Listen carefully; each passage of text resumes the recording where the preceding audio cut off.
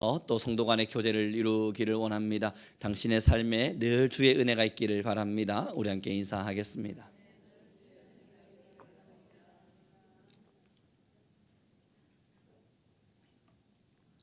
여러분, 오늘 저희가 함께 읽은 이 본문의 말씀은요, 예수님께서 설교하신 산상수훈, 갈릴리 어느 한 어귀의 산에서 예수님께서 설교하신 내용을 담아두고 있습니다. 이 산상수훈은요 굉장히 깁니다. 마태복음 전체 부분에서도 참 많은 분량을 차지하게 되는데, 여러분 한번 보시죠.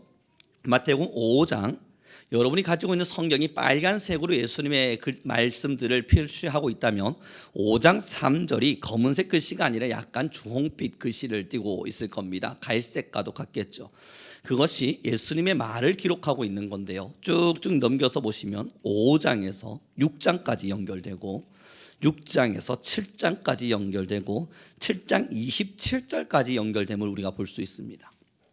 예수님이 갈릴리 어귀에 있는 어느 한 산에 서서 이제 설교를 하셨을 때에, 그것을 우리는 산상수훈이라 그러는데, 그 내용이 5장 3절에서부터 시작해서 7장 27절까지 이루어지는 겁니다. 이걸 우리는 예수님의 설교라 말하기도 합니다.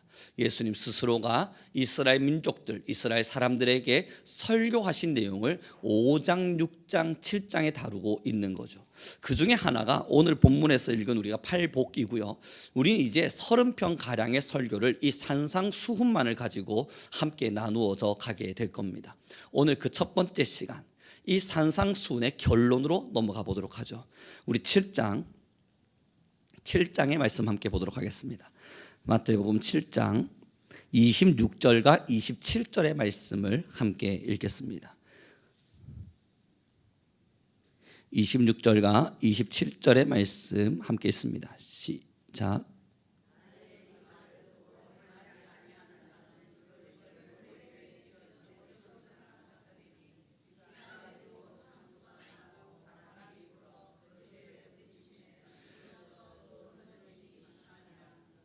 아멘.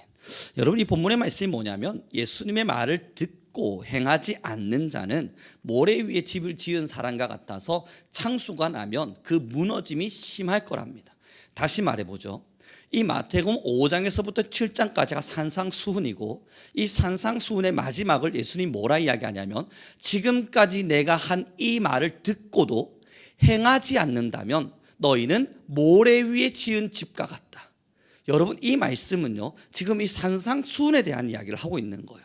팔복부터 시작해서 마태복음 5장에서부터 시작해서 예수님이 설교로 쭉 진행시켜준 이 7장까지 이야기, 이 이야기를 다 듣고 나서도 너희가 들었으나 행하지 않는다면 너희는 모래 위에 지은 집과 같다. 여러분, 문제는요, 이 산상수훈의 이야기가 무엇인지 우리가 다 알지 못하면 결국 우리의 마음도 모래 위에 지은 집과 같아집니다. 그러면 우리 한마디로 정리할 수 있게 됩니다. 이 산상수훈을, 예수님께서 이러한 설교를 진행하신 이유는 여러분들이 듣고 이것을 행동하는 사람이 되어서 모래 위에 지은 사람이 아니기를 바라는 겁니다. 여러분들의 믿음의 집이 반석 위에 세워지기를 바라는 마음으로 예수님은 지금 이 산상수훈을 들려주고 계신 거예요. 그리고 이것을 들었으나 행하지 않으면, 조그마한 창수가 불어오면, 조그마한 바람만 불면 그 집이 와르르 무너져서 예수님을 믿는 믿음 자체를 지키기가 힘든 사람이 될 거라는 거예요. 그래서 여러분, 이제 30편의 설교를 가지고 이 산상수훈의 이야기들을 계속 진행해 나가게 될 때에 여러분 한 절 한 절 들어가시면서 마음에 새기시되 이것을 듣기로만 멈추지 마시고 반드시 행동할 수 있는 우리가 되길 바랍니다. 그래야만 우리는 반석 위에 집을 지은 사람이 되게 됩니다. 이제 그런 의미에서 우리 5장으로 다시 넘어와 보도록 하죠. 여러분, 5장 3절에서부터 우리가 오늘 12절까지의 말씀을 읽었는데요, 팔복이잖아요. 8가지의 복에 대한 기록을 하고 있는데 3절입니다. 여러분 같이 한번 읽어보도록 하죠. 함께 있습니다. 시작. 심령이 가난한 자는 복이 있나니 천국이 그들의 것임이요. 아멘. 여러분, 3절에요, 중간에 보면 복이 있나니 라는 단어를 씁니다. 그리고 4절의 말씀에도 뭐뭐 하는 자는, 애통하는 자는 복이 있나니 라는 또 복이 있나니를 쓰고요, 5절에도 복이 있나니, 6절에도 복이 있나니, 7절에도 복이 있나니, 8절에도 복이 있나니. 그래서 팔복입니다. 우리에게 주어진 하나님께서 복이 있나니 너희가 만약에 이런 행동을 한다면 복이 있을 것이다 라는 이야기를 하는데요, 여기서 이 복은 형통, 우리가 지금 알고 있는 물질에 대한 풍요 혹은 풍족, 이러한 복을 다루고 있지 않습니다. 이 복을 헬라어로 보게 되면요, 마카우리오라고 하는 단어를 쓰게 되는데, 이 단어는 마카르라고 하는 언어에서부터 시작되어져요. 이것이 무엇을 의미하는가 살펴보니까 고대에 사람이 신과 관계를 맺으면서 신으로부터 느끼게 되는 평안과 안식, 신이 내게 부여하는 것으로서 느끼게 되는 안식적인 행복, 그것을 이 복이 있다라는 단어로 씁니다. 여기서 쓰고 있는 이 복은 우리의 형통이거나 우리의 풍족함, 풍요로움을 말하고 있지 않아요. 그럼 이 팔복을 이루게 되면 무슨 일이 일어나게 되냐면, 복이 있는데 그 복은 바로 하나님께서 우리와 관계를 맺으심으로써 우리를 평안하게, 우리를 안식하게, 우리를 화평하고 우리를 행복하게 내적인 복을 주시겠노라 약속하고 계신 겁니다. 여러분, 이 팔복 산상수훈의 시작이죠.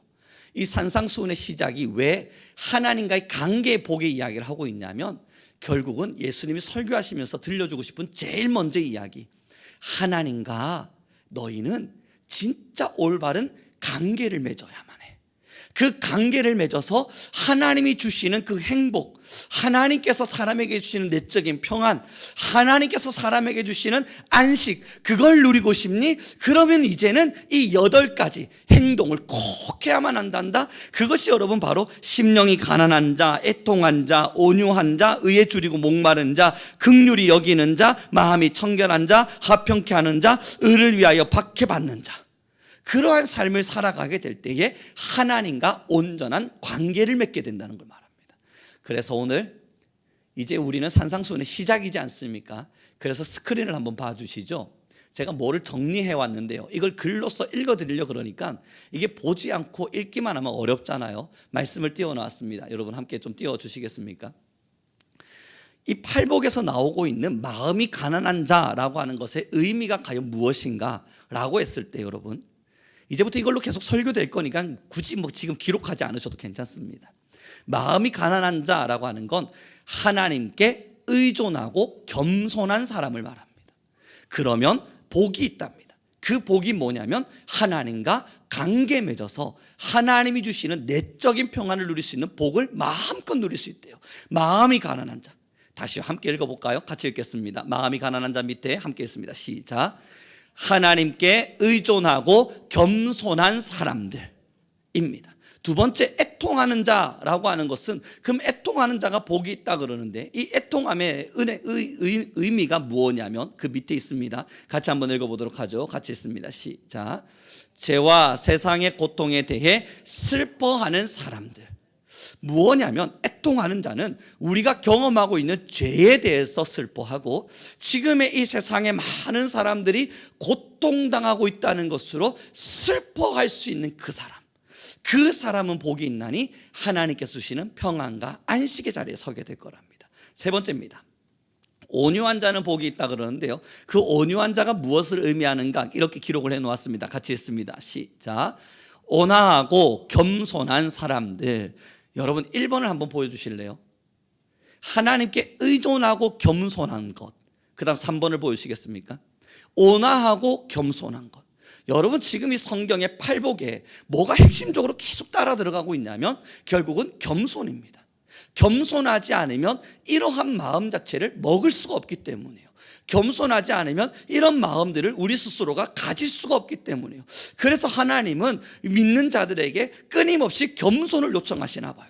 이 겸손한 자들만이 하나님과 관계 맺을 수 있으니까. 겸손하지 않으면 하나님께서 주시는 평안, 안식, 그것을 자기의 것으로 만들 수 없을 테니 말입니다. 그래서 화면을 좀 더 보여주십시오. 4번입니다. 의에 줄이고 목마른 자는 그럼 누굽니까? 라고 보았을 때 같이 읽어보겠습니다. 함께 읽습니다. 시작. 여러분 여기서 너무너무 중요한 단어가 나타나지 않습니까? 원래는 여러분 이걸 정리해 가면서 의로움과 공의를 간절히 겸손한 마음으로 바라는 사람이라고 썼다가 겸손함을 지웠습니다. 그런데 여러분 앞에 보시면 이렇게 기록되죠. 의에 줄이고 있다는 것은 의로움과 공의로움을 함께 간절하게 바라고 있는 겁니다. 나의 삶에도 누군가의 삶에도 의로움과 공의로움이 함께 일어나기를 간절히 바라는 거예요. 그래서 5번의 말씀 5번도 띄워주십시오. 그럼 긍휼히 여기는 자는 누구인가? 함께 좀 읽어보겠습니다. 같이 읽습니다. 시작.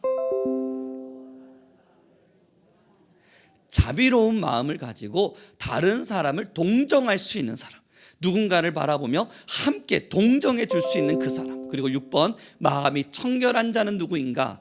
제가 읽어드리겠습니다. 같이 읽도록 하죠. 시작. 순수한 마음을 가진 사람들. 7번입니다. 화평하게 하는 자는 누구인가? 여기서 저는 이거 중요하다고 생각하고 이 단어를 썼는데요, 같이 한번 읽어보았으면 좋겠습니다. 함께 읽습니다. 시작. 평화를 만드는 사람들. 평화로운 곳에 들어가 있는 사람, 평화로운 곳에 참여되어져 있는 사람이 아니라 화평하게 하는 자라는 뜻의 말의 의미는 평화를 만들어 간다는 겁니다. 불신이 있고 서로의 분쟁이 있고 전혀 평화롭지 않은 곳에 내가 들어감으로 말미암아 평화를 만들어내는 사람들, 그 사람들을 보고 하나님은 또 복이 있다, 내가 너희와 함께함으로 너희의 마음을 평안하고 화평하게 만들어줄 것이다 약속하고 계신 거예요. 그리고 8번 마지막입니다. 같이 한번 읽어볼까요? 이건 너무 중요한 말씀일 것 같습니다. 같이 읽겠습니다. 시작. 의를 위하여 박해를 받는 자, 하나님의 의를 위해 고난을 받는 사람들.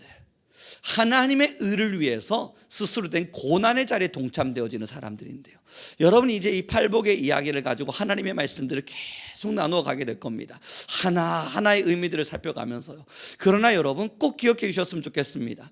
이것을 우리가 듣고 나누고 배워야 하는 이유는 이것을 들음으로써 행하지 않으면 우리의 믿음 자체가 모래 위에 지은 집이 되어서 조그마한 바람만 불어도 휘청휘청 넘어지기 때문입니다. 사랑하는 성도 여러분, 신앙을 지금까지 우리는 걸어왔습니다.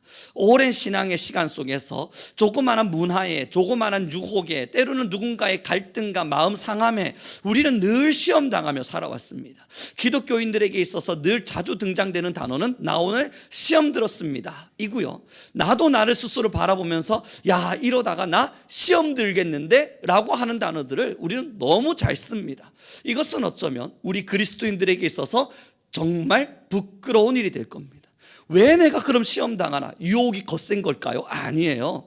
내가 왜 시험 당했나? 내 마음은 왜 하나님에게서 점점 멀어지나? 유혹이 거세거나 누군가의 사탄의 이 거센 풍파가 너무너무 힘겨워서 내가 버틸 만한 힘이 없었던가? 아니에요.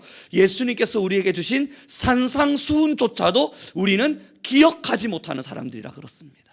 우리의 삶의 일상, 삶의 시간 속에서 이 8가지의 팔복이라 이야기되어지는 8가지, 이것조차도 우리는 기억하지 못하고 행동하지 못하기 때문입니다. 이것을 행동할 줄 안다면요, 이것을 실천할 줄 안다면, 우리는 듣기만 하는 자들이 아니라 행동하는 사람이 정말로 되어 있었다면 우리는 반석 위에 지은 집이 되어서 흔들리지 않을 믿음을 부여잡고 있었을 거예요. 한국교회 뿐만 아니라 지금의 많은 신앙인들 왜 무너집니까? 유혹이 심하다고요. 여러분, 우리 정말 그거 아니라는 거 스스로 다 잘 알죠. 지금의 우리의 신앙은 이 8가지의 복, 하나님께서 내가 너희와 함께 해줄게, 내가 너희에게 평강을 줄게, 내가 너와 함께함으로 화목하게 해줄 것이고 내가 너에게 안식을 줄게, 그러니 이것을 지켜보렴 하고 말한 이 8가지의 복조차도 우리는 행동하지 못합니다. 그 단면적인 예로 우리 한번 3절로 넘어가 볼까요? 함께 읽어보겠습니다. 같이 읽도록 합니다. 시작.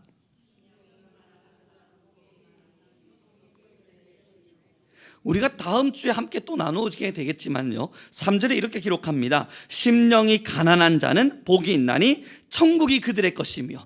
자, 이제 아까 전에 우리가 의미를 분석했던 거 한번 다시 띄워봐 주실래요? 이렇답니다. 하나님께 의존하고 겸손한 사람들.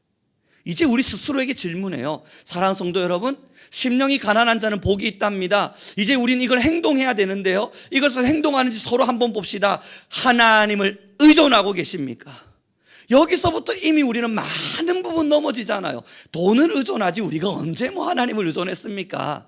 내 자녀를 의존하고 나의 부모를 의존하고 내가 살아가고 있는 나의 집과 내가 타고 다니는 차를 의존하지, 아니면 지금까지 내가 쌓아왔던 이 업적들을 의존하지, 우리가 뭐 그리 대단히 하나님을 의존했죠?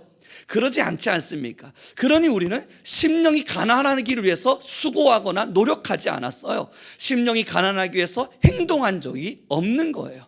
때로는 하나님을 의존하겠다고 걸어가겠지만, 그럼에도 여러분 조그마한 돈의 유혹들, 아니면 건강의 유혹들, 아니면 하나님의 말씀을 떠나는 이웃 사람들이 던져주는 달콤한 몇 마디의 말들, 거기에 우리의 길을 다 빼앗기고 시선을 빼앗겨서 우리는 하나님을 의존하지 않은 채 그 많은 것들을 의존하며 살아오지 않았습니까? 그것의 단면적인 예를 우리는 늘 설교를 통해서 나눕니다. 사랑하는 성도 여러분, 하나님을 떠나보내도 슬피 울지 않는 사람이 내 통장에 돈 1,000만 원 사라지면 밤새도록 끙끙거리며 울 수 있는 거, 하나님이 오늘 이 시간 나의 기도에 나타나지 않음에도 그럭저럭 살아갈 수 있는 사람이 오늘 당장 100만 원을 내가 잃어버리는 순간 내가 지금 100만 원을 잃어버렸습니다, 손을 부들부들 떨면서 슬퍼할 수 있는 것, 어떤 것을 더 의존하고 있는지를 완벽하게 보여주는 단면적인 예가 될 것입니다. 심령이 가난해야만 한데요, 그래야만 하나님께서 우리와 함께 하시는 어떤 신앙의 풍파 속에서도 흔들리지 않는 진짜 신앙인이 될 수 있답니다. 사랑하는 성도 여러분, 이제 우리는 이 설교를 가지고 함께 끊임없는 말씀들을 나눠갈 때 부탁드리고 원하오면 이것이 듣기로만 끝나지 않고 행동할 수 있길 바랍니다. 하나님을 의존하기 위해서 더 애를 쓰고, 하나님을 사랑하기 위해서 더 애를 쓰되, 겸손하기 위해서 또 힘을 쏟을 수 있는 우리 모두가 되기를 바라요. 그래서 우리 옆사람이 인사 나눴으면 좋겠습니다. 예수님의 설교가 우리의 마음에 새겨지길 기도합시다. 그래서 이제 수요예배 매일 참석하시는 여러분들을 향한 숙제입니다. 이 예수님의 산상수훈 5장부터 7장 여러분 많지 않잖아요. 수요예배 들어오기 전에 꼭 읽고 오십시오. 수요예배 들어오기 전 이 2장, 5장, 6장, 7장 3장이네요. 이 3장 여러분 읽는데 한 5분이면 충분하실 겁니다. 그러니까 수요예배 들어오기 전에 꼭 읽으셔서, 예수님이 직접 하신 설교예요. 우리가 하고 있는 설교, 사람이 만든 설교가 아니라 예수님이 산에 직접 쓰셔서 이스라엘 민족들에게 자신의 마음을 담아서 던져주신 진짜 설교예요. 예수님 스스로가 성도들에게 던져주고 있는 놀라운 설교예요. 이것이 여러분 사람의 말로 전달될 때 의미가 곡해 될 수도 있고 전달되는 은혜가 떨어질 수는 있지만, 그래서 여러분들에게 부탁드리는 겁니다. 꼭 읽고 오기 바랍니다. 읽음으로써 예수님의 설교를 먼저 들으세요. 예수님이 내게 하시는 설교를 먼저 듣고 마음에 새겨놓은 이후에, 그리고 나서 목사의 입을 통해서 전달되는 자그마한 풀이들이 여러분에게 좀 더 놀라운 은혜가 되기를 간절히 바라해 보겠습니다. 우리는 그런 의미에서 7장의 말씀으로 다시 넘어갑니다. 7장 24절입니다.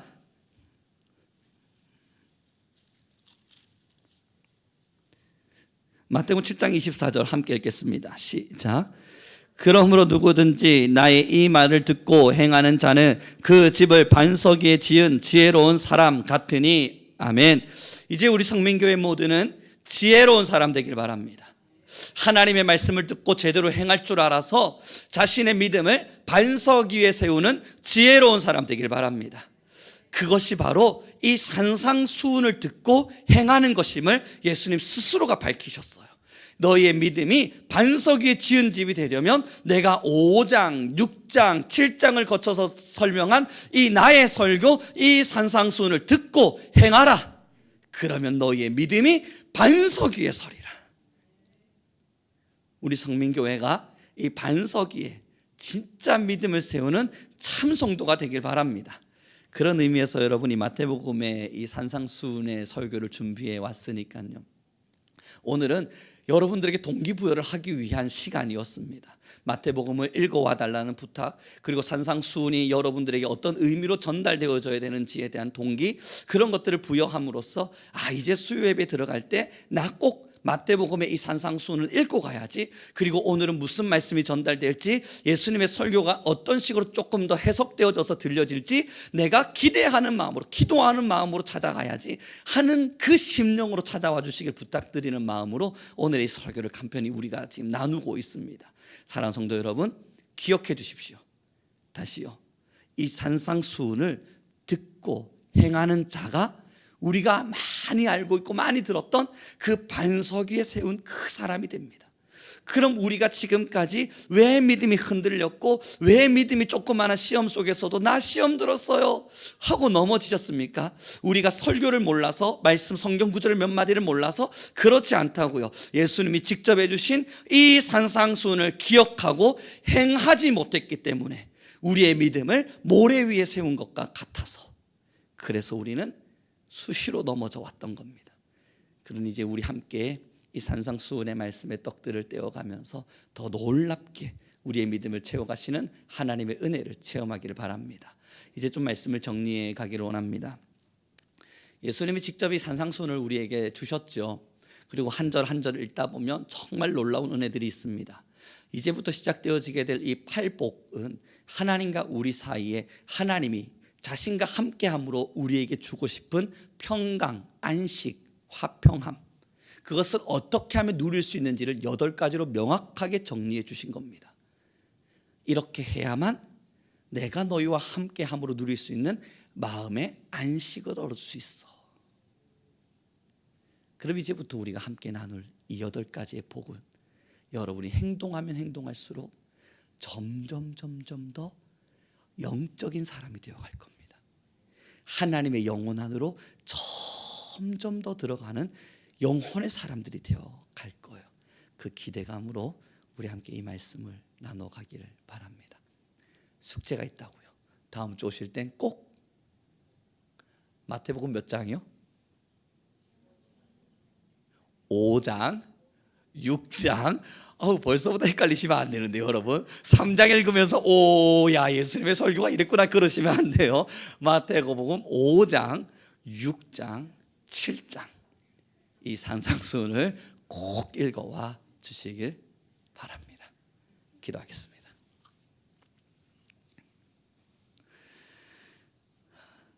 주님 너무나 감사합니다.